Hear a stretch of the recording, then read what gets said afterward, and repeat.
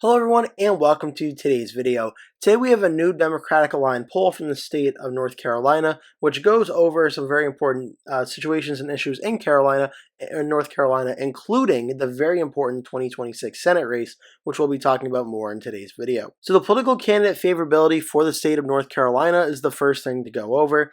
And in this favorability poll, President Trump's favorability rating remains almost perfectly divided, with 49% of likely voters holding a favorable view of the president and 48% an unfavorable one.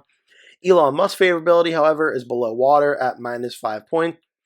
Both of North Carolina's U.S. senators are also seen unpopularly by voters, with Senator Thom Tillis at a whopping -15 points and Senator Ted Budd at a -6 points.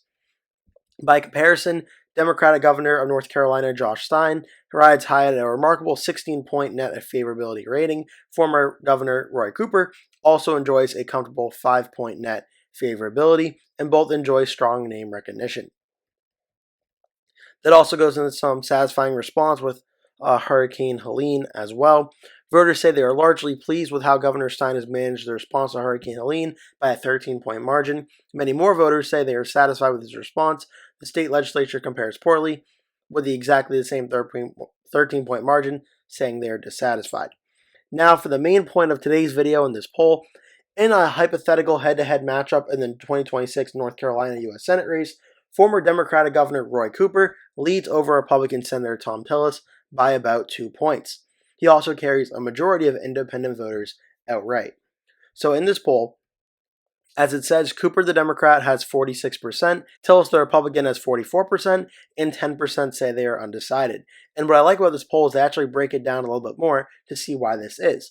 The Democrats, Cooper has support of 94% of Democrats, 5% of Republicans, 1% are undecided. Where on their flip side, only 85% of Republicans support Tillis, 5% support Cooper, but 10% of Republicans say they are undecided. That's where the edge here is coming from. Only 1% of Democrats are undecided about whether they want to support Cooper. 10% of Republicans are undecided. This will play into later in the video when I talk about Tillis' election history. Independents, Cooper enjoys the support of 57% of independents, 27% support Tillis, 16% say they are undecided at this time.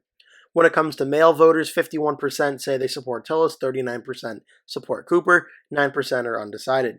Women voters, 52% for Cooper to 39% for Tillis. Democratic candidate Roy Cooper, or Democratic Governor Roy Cooper, holds a big lead in the women category. When it comes to urban voters, Cooper leads 81% to 15% for Tillis. Suburban, Cooper is the lead 48 to 41 over Tillis. Rural, 55-36 for Tillis over Cooper. This is obviously a very, very important poll in big development when we talk about the 2026 North Carolina Senate race. This poll by Change Research, conducted between March 31st and April 4th, with 867 sample size voters, shows Cooper by leading over 2 points over Thom Tillis in a race that is expected to be very, very close. Inside Elections, Sabato's Crystal Ball, and Race to the White House all have it listed as a toss-up. The Cook Political Report has it as lean Republican. Looking at the candidates right now, the Democrats have one declared candidate, Willie Nickel, the former U.S. representative, but Democratic former Governor Roy Cooper has publicly expressed interest in this race, and we're waiting for an announcement from him, which should be coming relatively pretty soon. The Republican incumbent senator is Thom Tillis, and he has in the past faced some opposition from the MAGA wing of the Republican Party for not being loyal enough to President Trump, which could be a reason in that poll that Thom Tillis has only 85% of the Republican Party, not the 94% that Roy Cooper has from Democrats. So this Senate race, I cannot stress this enough, in 2026 is going to be one of the most pivotal Senate races on the entire map. Back in 2020, the last time Thom Tillis was at the top of the ticket, we saw that he won re-election by 1.7% over Democratic candidate Cal Cunningham, who did have a scandal break late in the campaign, which ended up saving Tillis and winning this seat. It's also worth noting that there was 2 third-party candidates that got considerable support, one getting over 3 points, another getting 1.25 points. So North Carolina showed Thom Tillis getting elected in 2020 by a plurality of the vote. And when you go back to 2014, when he was first elected, he also won by 1.6% against former Democratic Senator Kay Hagan, also with the plurality of the vote. Another third-party candidate got 3.74% of the vote. So Tillis, both times it seems, has been essentially bailed out by third-party support. As of now, for 2026, obviously we don't know who any third-party candidates are going to be, if there are going to be any. Right now, it's just going to be Tillis and Cooper. Could a third-party candidate come out of nowhere? Sure, it's certainly possible, but that's where things stand right now. But it needs to be worth noted, there have been 3 polls done, 2 of which are Democratic-aligned pollsters, so that is important to note. But there's also one from Victory Insights as well. All 4 of them, or all 3 of the polls, 4 of the matchups here, all have Roy Cooper leading over Thom Tillis, the Republican. And when you look at where Tillis' numbers are in these polls, Tillis is at 44%, 45%, 43%, 44%. Cooper, the former Democratic governor, is sitting at 46, 48, 47, and 45. If you're a Republican or any, just take the Republican Democratic part out of it. If you're the incumbent senator up for re-election, you always want to be on the side closer to 50% of the vote because it shows a lot of your support is solid up. Tillis is having a very similar problem to a video I did on during the 2024 campaign, where a lot of the polls in the final 2 months of the campaign showed a lot of Republican Senate challengers going up against Democratic incumbents. For example, in places like Arizona, Nevada, Wisconsin, Michigan, and Pennsylvania, it showed them at the low to, at best, mid 40%, while the Democratic incumbents were in the high 40s and even the low 50s in some cases. Now, in one of them in Pennsylvania, Dave McCormick ended up winning, so he was able to overcome that problem, but most of the candidates did not win. So this was a problem the Republicans faced in 2024. Very close defeats in Michigan, Wisconsin, Nevada, and Arizona, but all that undecided vote that was separating in the polls between the Republicans and the Democrats, the Republicans ended up falling just a bit short in those races.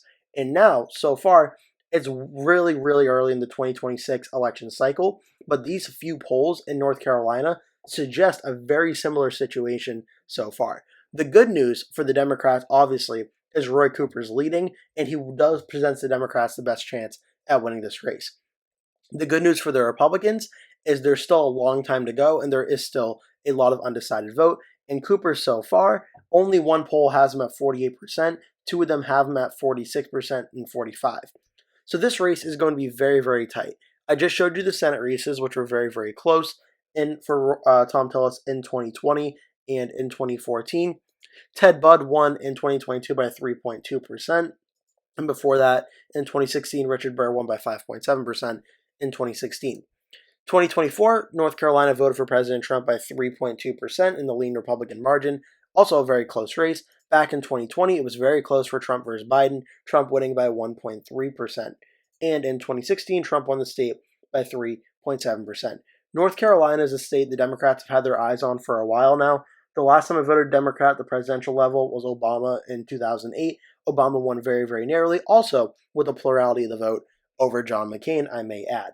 And I'm making such a big deal about this because I think in a hypothetical scenario where Roy Cooper would defeat Thom Tillis, I think it's going to be very similar to what Obama versus McCain was in 2008, where Cooper doesn't need to break 50% of the vote to actually win in this race. He just needs to break a little bit more than what Thom Tillis is going to get.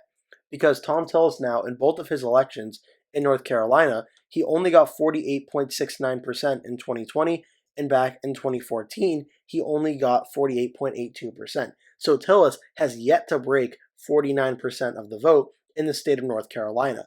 And if these early polls are any indicator, it would suggest Tillis is more unpopular now than even he was back in 2020 when he won a narrowly close re-election race. He's also will be going up against the former Democratic governor, who is more popular and more well-known than the former Democratic candidate in 2020 and has won statewide twice, once against a Republican incumbent governor and once for re-election.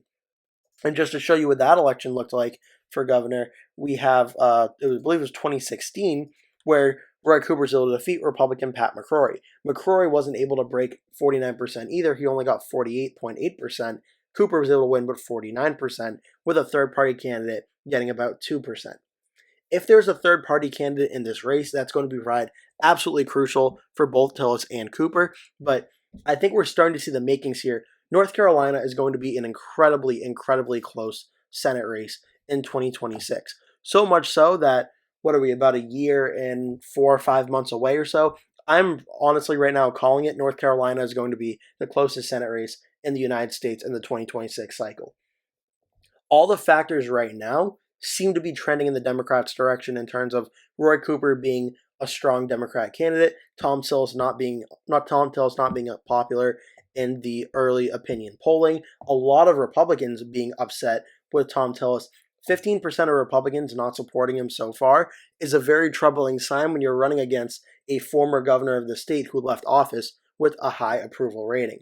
That's not things Tillis and the Republicans in North Carolina are going to want to be seeing. So right now for the 2026 Senate map, this race is incredibly, incredibly close. Either Tillis or Cooper could conceivably win this race. But right now, I think it's not inconceivable to say North Carolina could start out as tilt Democrat. And it's not a decision I make lightly. In 2024, I remember seeing a lot of comments saying Democrats are going to win North Carolina. They're going to beat President Trump in North Carolina. And I said, North Carolina has proven its track record over the last 3 or 4 presidential elections now. It is a lean Republican state at the presidential level and at the Senate level. And I don't think North Carolina going Democrat is a decision that I make lightly here.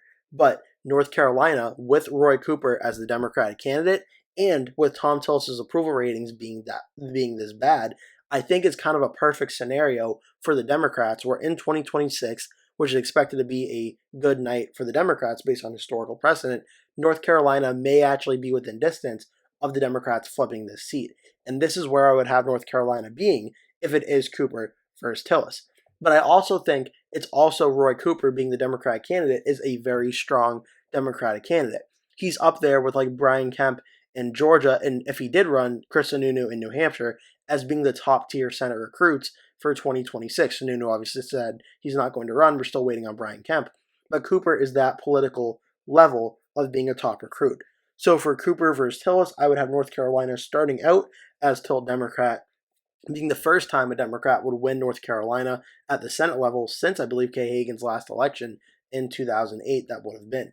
So that's a very, very big move in this poll showing Cooper leading over Tillis, and one that needs to be a shakeup and a wake-up call to the Republicans that this Senate seat, which has been red for a very long time, may be actually flipping to the Democrats because Roy Cooper is that good of a candidate and Thom Tillis is not being able to consolidate the Republican support, as well as even his fellow Senator Ted Budd, who's also underwater. I think Ted Budd would probably be able to win this race. I'm not 100% confident Thom Tillis can. But make sure to leave a comment below. Tell me your thoughts about this race. Who do you think is going to win between Thom Tillis and Roy Cooper? Thank you so much for watching. Make sure to give the video a like. Also, make sure to click subscribe as I post 2 new videos every single day at 3 p.m. and 5 p.m. that I think you'll enjoy. Make sure to check those out. Again, thank you so much for watching. Hope to see you in the next video.